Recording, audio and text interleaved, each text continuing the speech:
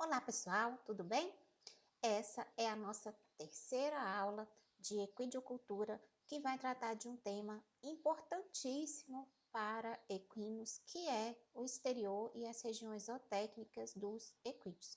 Regiões zootécnicas são importantíssimas porque equídeos vão ter características particulares, individuais de cada um, dependendo da localização da região zootécnica. Então, assim, na sequência a gente vai estudar pelagem.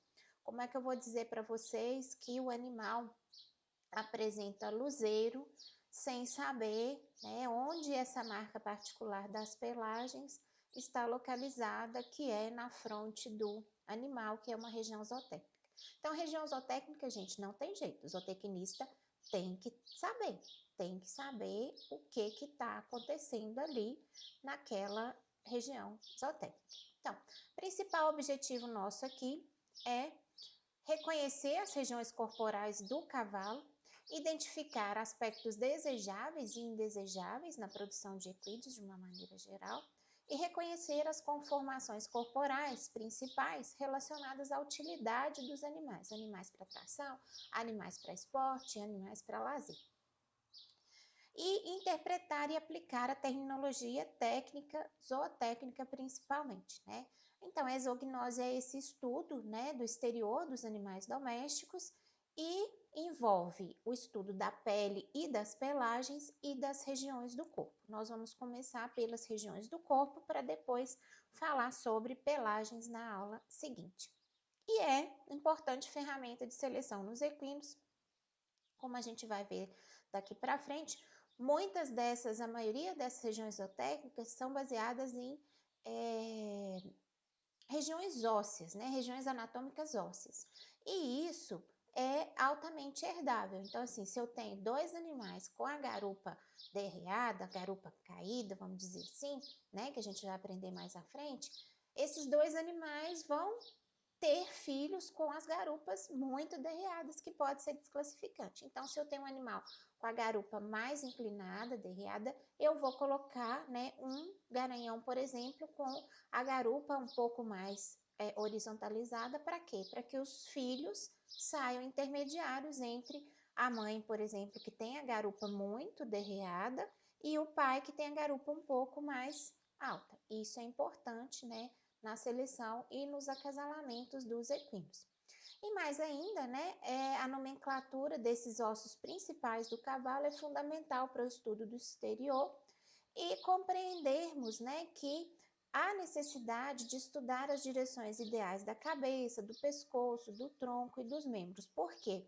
Às vezes o animal, a gente está pedindo que o animal realize uma atividade que a conformação óssea dele não permite. Por exemplo, os animais que têm o ângulo da cabeça com o pescoço muito assim, um ângulo maior do que 45 graus, tendem a lateralizar menos, né? Quando a gente vai flexionar a cabeça com o pescoço, porque a asa do atlas, né? Que é a primeira vértebra cervical, vai prender com o processo lateral do osso occipital. Então, assim, vai ser doloroso para o animal, então ele vai tender a ter um posicionamento de cabeça mais ruim e ser mais, vamos dizer assim, teimoso nas rédeas. Por quê? Porque a localização da cabeça ideal em ângulo de 45 graus, igual a gente vai ver, que permite mais fácil maniabilidade nas rédeas desse animal. Então, saber essas regiões zootécnicas é importantíssimo também para isso. Então, essa imagem nos mostra, né, que a gente vê o animal externamente, mas assim, o estudo do exterior está baseado nas regiões anatômicas ósseas. Então, assim, igual está mostrando aqui nessa figura, né, o osso coxal, fêmur, tíbia e fíbula, né, metatarso, o tarso, metatarso e todas as falanges aqui sendo associadas. Então, a gente olha o animal por fora, mas a gente está imaginando como é a ossatura por dentro. Então, a zoonose é importantíssima para a gente fazer a resenha. A resenha é o que o técnico faz para para, por exemplo, registro do animal ou para coleta de exame para anemia infecciosa equina. Então, assim, tudo que o animal tem de pelagem, de particularidade, de, né, nomenclatura ali, que a gente vai ver na aula de pelagem, vai estar tudo relacionado naquela resenha, como se eu fechasse o olho e dissesse: olha, o animal é alazão, tem um baixo calçamento direito, tem rodopio na testa, uma espiga e na tábua do pescoço, do lado esquerdo, e vou descrevendo, né, todas essas regiões aí e tudo que tem em cada uma região dessas. Também para o julgamento, né, de animais, porque os animais, né, por exemplo, em exposições, competem entre si na morfologia e na realização de provas funcionais. Então, a gente precisa, né, desse trabalho aí no julgamento dos animais. E mais ainda, igual eu falei dos dados para registro genealógico desse animal, além da resenha, né, toda a linha paterna, a linha materna, para avaliações genéticas e avaliações zootécnicas. A gente vai comparar animais, por exemplo, para selecionar esses animais para o acasalamento. Nós precisamos lembrar, né, que todas essas regiões zootécnicas aí têm bases ósseas e que, né, o centro de gravidade do animal está localizado na região média aqui do costado, em que a gente monta, né, no dorso do animal. Então, 70% do peso do cavalo está localizado nessa região. E vocês imaginem ainda, né, tem o peso dos arreamentos, manta, sela, tudo, e ainda o peso do cavaleiro aqui nessa região. Então, é um lugar que precisa ser muito bem conformado para que o animal aguente, né, realmente esse peso e aguente desempenhar a função. Vocês imaginem, por exemplo, né, um animal de salto, no momento ali em que ele alça o salto e pousa ao chão, o impacto que é nessa região, né, toda aí de anterior.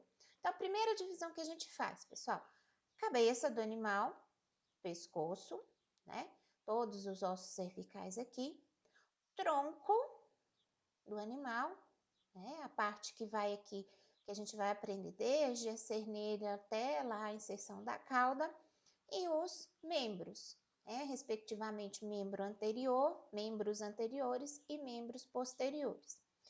Na cabeça, nós temos, né, várias regiões zootécnicas da cabeça e são importantíssimas. Primeiro, a nuca, aqui no número 1, a região da nuca, o osso é o occipital. Na crina, né, a crina, nós temos o número 2 aqui, que é o topete, a parte cranial da crina. Fronte, né, o osso frontal, aqui no número 3. O chanfro, delimitado pelos ossos nasais, aqui no número 4. A orelha, né, pavilhão auditivo aqui, a pele e a cartilagem, as duas orelhas do animal. Vocês vão ver que tem que ter posicionamento, formato de orelha. Aqui, no número 6, a articulação temporomandibular, que é a fonte. O olhar, que é a fossa supraorbitária. Aqui está no número 7 do lado de cá, mas é o olhar do lado esquerdo e do lado direito. Olho, globo ocular, importantíssimo, né? O animal que vai desempenhar a função não pode, por exemplo, ser cego. Os olhos do animal têm que estar muito bem, vamos dizer assim, com a função muito adequada. Em cada olho nós temos pálpebras, né? A pele ali das pálpebras, superior e inferior. As narinas, no número 10, importantíssima também para a função do animal, porque, né, é por onde vai ser inspirado e expirado o ar. Então, o animal com a narina estreita provavelmente não vai ter tanta capacidade respiratória quanto o animal com a narina mais ampla, mais aberta, mais flexível, né, que é o que muitas raças recomendam aí. E no número 11, né, a pele e os músculos ali da região superior ao lábio, no focinho. Então, o que a gente precisa entender? Todas essas principais regiões aqui da cabeça. Lembrando, né, que existem variações de nomes de regiões zootécnicas de uma localidade para outra. Então, a gente está no Sudeste, nesse livro aqui, que é lá do Sul, né, do país, reparem que o número 5 tem uma nomenclatura diferente. No número 1 estão as orelhas, a gente já viu. No número 2, a fronte, né, osso frontal. No número 3, o chanfro, ossos nasais. No número 4, olhal, né, logo acima aqui do olho, é uma área mais fundinha. No número 5, a diferença. Nós denominamos região massetérica, e é isso que vocês vão denominar, e não ganache. No número 6, bochecha, ok? E focinho, que é o mesmo que a gente utiliza. Nessa imagem aqui, destacamos, ó, né, na vista caudal da cabeça, a nuca, a base é o osso occipital e o topete. Nessa outra imagem também, nós vemos aqui, ó, a região da nuca do animal. Se a gente passar uma linha aqui, né, na base das orelhas, a gente vai ter um pouco cranialmente a região da nuca aqui, que é delimitada pelo osso occipital. Nesse animal, a gente pode observar, né, aqui, a primeira linha vermelha para a segunda linha vermelha, a fronte do animal, delimitada pelo osso frontal. Veja aqui os olhais, né, um olhar de um lado, outro olhar do outro, bem aparente, logo acima aqui dos olhos. O chanfro, delimitado pelo osso nasal, e aqui logo abaixo o focinho, que não está nessa imagem. Dependendo da idade do animal, ele vai ter, e também da condição de nutrição, o animal vai ter o olhar mais profundo ou menos profundo. Animais mais velhos geralmente têm esse olhar mais afundado, né? E animais malnutridos também têm esse olhar mais afundado. Ou ainda, né, como parece ser o caso aqui, um animal que está em crescimento, às vezes tem o olhar mais fundo. Aqui, nesse animal, nós podemos observar as orelhas, né? Nessa primeira linha vermelha aqui, setinha vermelha, o olho do animal, todo o globo ocular e as pálpebras, pálpebra superior, pálpebra inferior. A fonte. Ah, tá com dúvida onde é a fonte? Observa o animal mastigando, que aí, aqui, a articulação temporomandibular nessa região vai mexer, pessoal. A articulação temporomandibular aqui, ó, faz uma projeçãozinha, porque o animal lateraliza a mandíbula. Então, a gente consegue observar, sim, essa articulação temporomandibular mexendo e delimita a fonte do animal.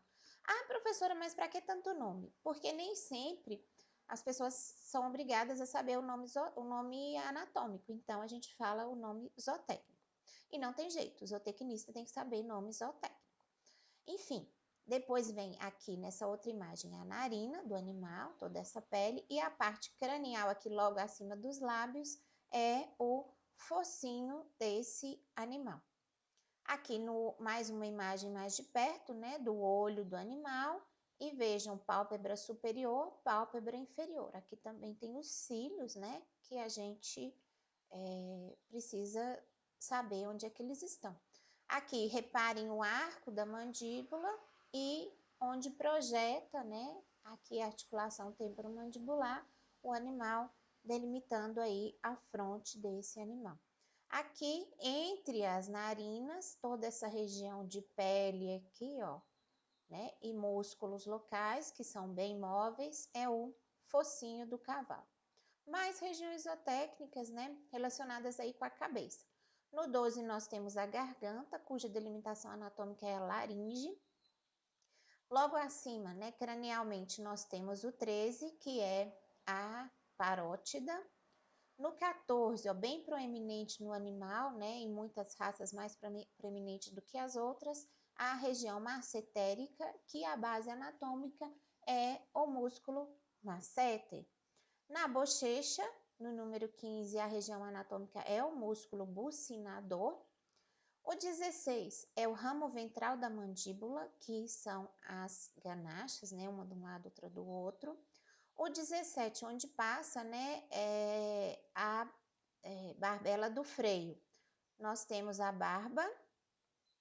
O 18, a pontinha aqui, ó, do queixo, né, o mento, a articulação intermandibular, porque na verdade a gente acha que é fixo, né? Mas tem uma mandíbula direita e a outra mandíbula esquerda. Então, aqui bem no meiozinho é o mento.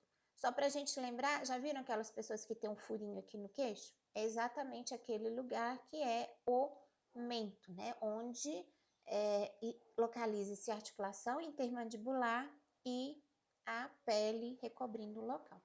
E no 19 aqui nós temos os lábios, né? A pele e a musculatura locais, é o lábio superior e o lábio inferior. Vamos ver na imagem que fica mais fácil.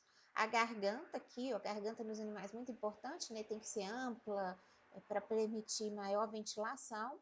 A parótida, região aqui, ó, da glândula salivar parótida.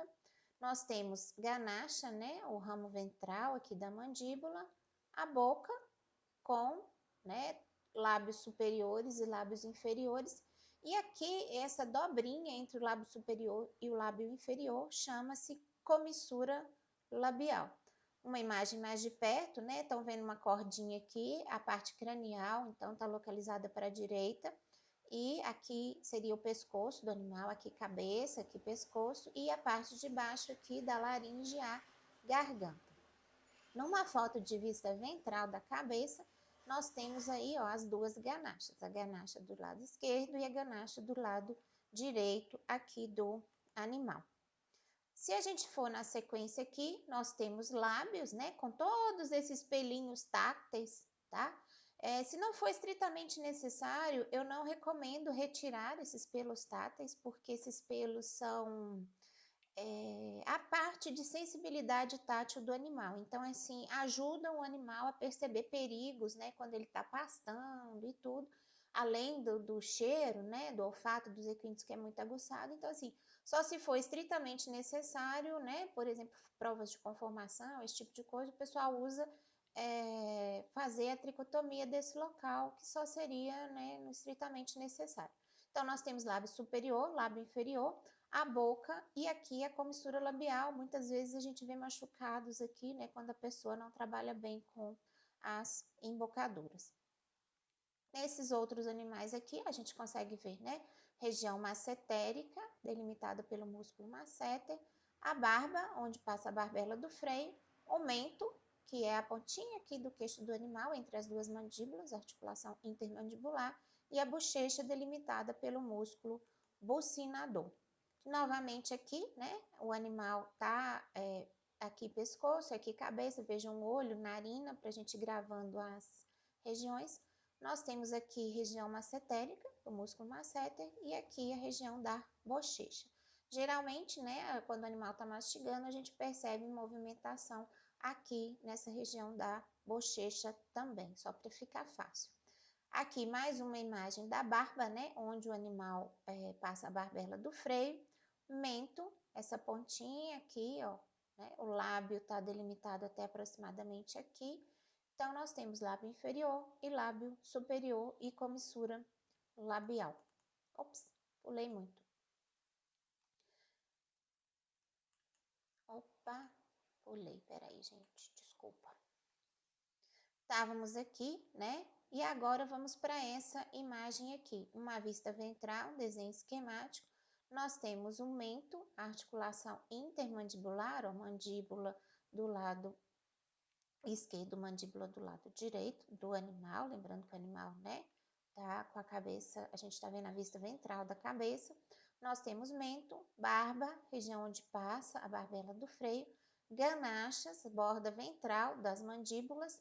Uma curiosidade nas ganachas, né, é que os animais mais jovens possuem ganachas mais espessas, mais largas. Justamente por quê? Porque ainda acomodam muita parte da raiz dos grandes dentes molares que o animal vai ter em crescimento contínuo na vida. Com o crescimento e a evolução da vida desse animal, essas ganachas tendem ao osso ser remodelado, né, e ficarem mais cortantes. Animais mais velhos têm ganachas mais cortantes. Isso porque os dentes, né, já subiram, já desgastaram, os dentes molares já desgastaram e não precisa mais de um osso largo para acomodar essa raiz dentária. Então, o organismo vai remodelando aquele osso ali para poder acomodar menos dente, né, no animal mais velho. Entre as ganachas, nós temos a região chamada fauce, com U, tá certo? Então, se a gente voltar um pouquinho aqui, seria a letra J aqui, entre as ganachas, a região chamada de fauce, com U. Vamos ver um pouquinho, depois que a gente já falou da cabeça, o que seria a cabeça ideal. Cabeça, né, gente, é um atributo funcional da função do animal e também racial. Primeira coisa, a cabeça tem que ser proporcional ao animal. Quando a gente vai ver morfologia de animais, a gente começa a segmentar o animal, né, cabeça, pescoço, tronco, membros. Tem que ser proporcionais. Não, tem uns animais que a gente olha, fica parecendo assim, não, arrancou a cabeça de outro e pregou nesse aqui. A gente vai ver coisas assim mais para frente. Então, a cabeça tem que ser proporcional ao animal, com comprimento e peso médios. Outra coisa é que a gente tem que observar as características de machos e de fêmeas, né? Machos geralmente têm a pele um pouco mais grossa e a expressão que a gente chama assim, expressão de masculinidade, né? A pele um pouco mais grossa e as fêmeas, a expressão que a gente chama de feminilidade, né? A pele mais fina, os traços mais, vamos dizer assim, mais refinados, que são observados nas fêmeas. Então, a gente tem que bater o olho e já saber, né, se aquele animal, sem olhar os genitais, um animal adulto principalmente, é facinho da gente ver, sem olhar os genitais, a característica de macho e as características de fêmea. Machos castrados às vezes dificultam um pouco essa observação. Aqui então nós vemos, né, uma cabeça mais retangular desse animal e uma cabeça mais triangular nesse outro animal aqui. São, né, atributos aí raciais. Além disso, a gente tem o perfil cefálico, né, que a gente olha aqui no osso frontal e osso nasal. Animal com perfil retilíneo, reparem aqui, foi bom que a imagem deu contraste. Animal com perfil convexilíneo, geralmente as raças ibéricas têm perfil mais, né, convexilíneo, cavalo lusitano, por exemplo. E aqui o animal com perfil, né, concavilíneo, que forma, né, o côncavo ali igualzinho uma colher, forma uma ligeira depressão aqui, né, na linha do perfil cefálico desses animais. A direção da cabeça, igual a gente começou a falar. A cabeça tem que ser diagonal, formando um ângulo, né, de 45 graus com a horizontal e de 90 graus em direção ao pescoço, como está observado aqui, né, nessa linha na primeira imagem. A cabeça que a gente chama de direção encapotada é quando o ângulo é superior a 45 graus com a diagonal. Então, se a gente vier aqui e observar, ó, o ângulo, traçar o ângulo aqui, ó, da linha da cabeça, está superior a 45 graus. Então, com a horizontal. Então, o que acontece, né? O animal tende a ser de mais difícil condução também com a cabeça encapotada. Vejam esse animal aqui, né? Com a cabeça bem horizontal e a gente observa o quê? Que o ângulo, né, é inferior a 45 graus com a horizontal. Então, tem que pegar uma régua mesmo e fazer, né, essa projeção aqui para a gente observar esse ângulo com a horizontal. Outra coisa é a união, que a gente olha na avaliação zootécnica, a união com o pescoço, que a gente chama, né, o balanço encéfalo-cervical, porque isso vai ajudar o animal no equilíbrio, na função adequada.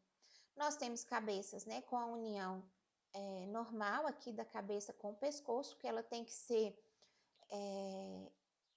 que a gente fala, harmônica, né, essa ligação com o pescoço, porque aqui nesse segundo exemplo aqui, né, terceira foto na verdade, nós temos um animal que a gente chama de cabeça e pescoço, junção cabeça e pescoço descosida. Descosida assim, parecendo que descosturou, tá?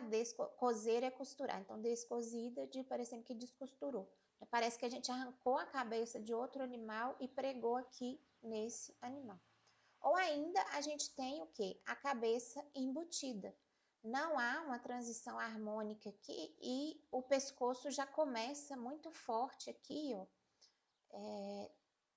Assim, não há separação cabeça com pescoço. Virou uma coisa só aqui.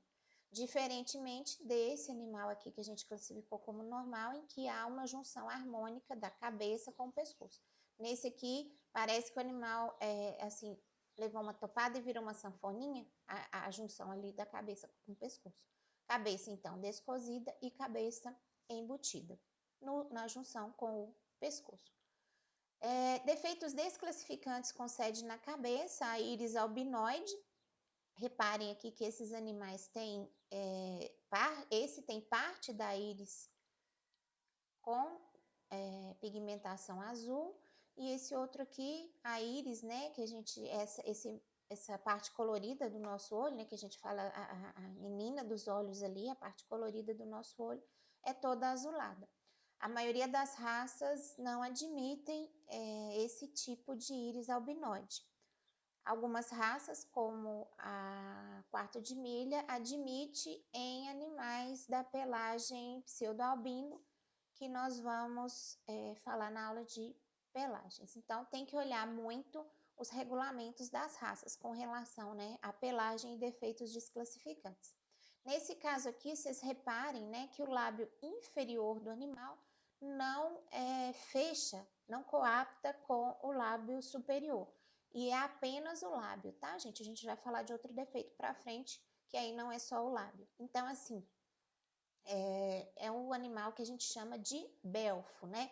Em que há a protrusão desse lábio inferior aí. Então, se a pessoa não sabe o que é lábio inferior, não vai saber o que é belfo, que é essa protrusão, né, somente do lábio inferior.